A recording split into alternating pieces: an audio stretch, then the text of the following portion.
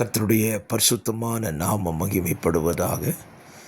ஆசீர்வாதமான ஒரு நல்ல காலை நேரத்திலேயும் பாளையங்கோட்டை இந்திய தேவ சபையிலிருந்து காலை மன்னாவை உங்களுக்கு வழங்குவதில் மிகுந்த சந்தோஷம். கர்த்தர் கூட்டி கொடுத்த நல்ல நாளுக்காக கர்த்தரை துதியுங்கள்.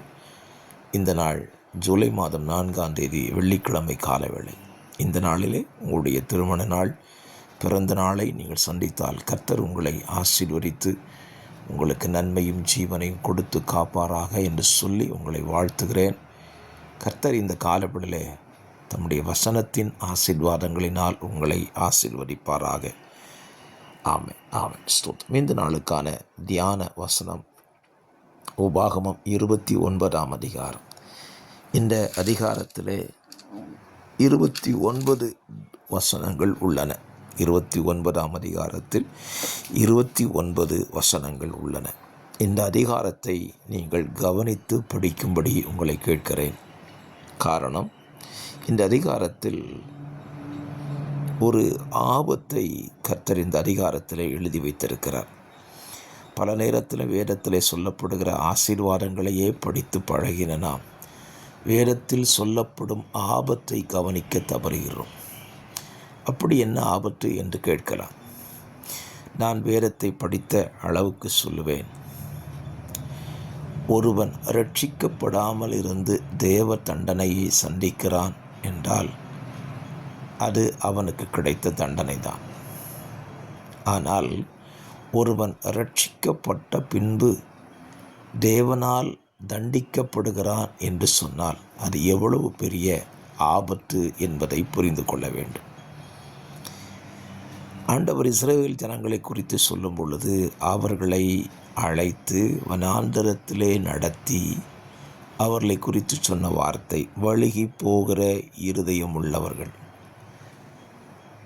விசுவாசியாதவர்களை, கீழ்ப்படியாதவர்களை வனாந்தரத்திலே அழித்து போட்டார் என்று எழுதப்பட்டிருக்கிறது.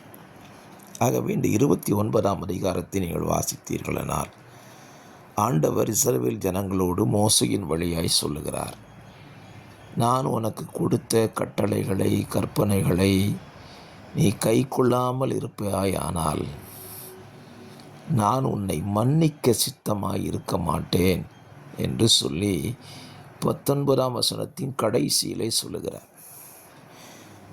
ஆண்டவர் நம்மை ரட்சித்து விட்டார், அவருடைய பிள்ளைகளாகவும் மாற்றிவிட்டார்.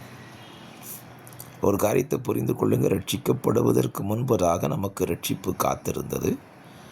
ரட்சிக்கப்பட்ட பின்பு நமக்கு பிரமாணங்களும் கட்டளைகளும் காத்திருக்கிறார். நான் இயேசுவை ஏற்றுக்கொண்டேன், அவ்வளோதான், எனக்கு பிரச்சனை இல்லை, பரலோகம் கிடைச்சிடும் அப்படின்னு நினச்சிடக்கூடாது. இயேசுவை ஏற்றுக்கொண்ட பிற்பாடு நமக்கு ஏராளமான கட்டளைகள், பிரமாணங்கள், கற்பனைகள் அவரால் கொடுக்கப்படுகிறது. அவைகளை நாம் கை கொண்டு நடந்தால் நமக்கு ஆசீர்வாதம். ரட்சிக்கப்பட்ட பின்பு அந்த பிரமாணத்தின்படி, கட்டளைகளின்படி கை கொள்ளாமல் வாழ்ந்தால் 2 ஆபத்து இருக்கிறது. ஒன்று, பூமியிலேயும் சிட்சிக்கப்படுகிறோம், நித்திய ஜீவனையும் இழக்கக்கூடிய ஒரு அபாயம் இருக்கிறது. இன்றைக்கு அநேகர் என்ன நினைக்கிறார்கள், ரட்சிக்கப்பட்டு விட்டோம் அல்லவா, பரலோகம் சென்று விடுவோம். ரட்சிக்கப்பட்டவர்கள் எல்லாரும் பரலோகம் செல்லுவார்கள் என்று பைபிள் சொல்லவில்லை. ரட்சிக்கப்பட்டவர்கள் சபையில் சேர்க்கப்படுவார் என்று சொல்லப்படுகிறது. பரலோகம் சேருவது யார்? இந்த ரட்சிப்பை கடைசி வரைக்கும் காத்து கொள்ளுகிறவர்கள் பரலோகம் செல்லுகிறார்கள். ஆகவே ஆபத்து என்று சொன்னேன் அல்லவா, ரட்சிக்கப்பட்டவர்களுக்கு இருக்கிற ஆபத்து என்ன?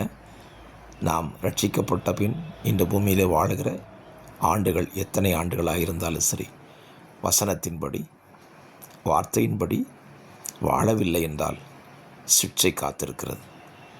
நாம் வசனத்தின்படி வாழ்வோமானால் பூமியிலேயும் ஆசீர்வாதம், மறுமையிலே நித்திய ஜீவனையும் கொடுக்கிறார். ஆகவே இந்த காலவெளியிலே உங்கள் வாழ்க்கையை நீங்கள் எப்படி வாழ்கிறீங்கன்னு யோசித்து பாருங்கள். வசனத்தின்படி கீழ்ப்படிந்து வாழுகிறீர்களா? நிச்சயமாய் ஆசீர்வதிக்கப்படுவீர்கள். இல்லை என்றால் திருத்திக் கொள்ளுங்கள். பரிசுத்த பிதாவே, வார்த்தையை கேட்கிற பிள்ளைகள் தங்கள் வாழ்க்கையை பரிசோதித்து நடக்க உதவி செய்யும். இயேசுவின் நாமத்தில் ஜெபிக்கிறேன் நல்ல பிதாவே. ஆமேன், ஆமேன்.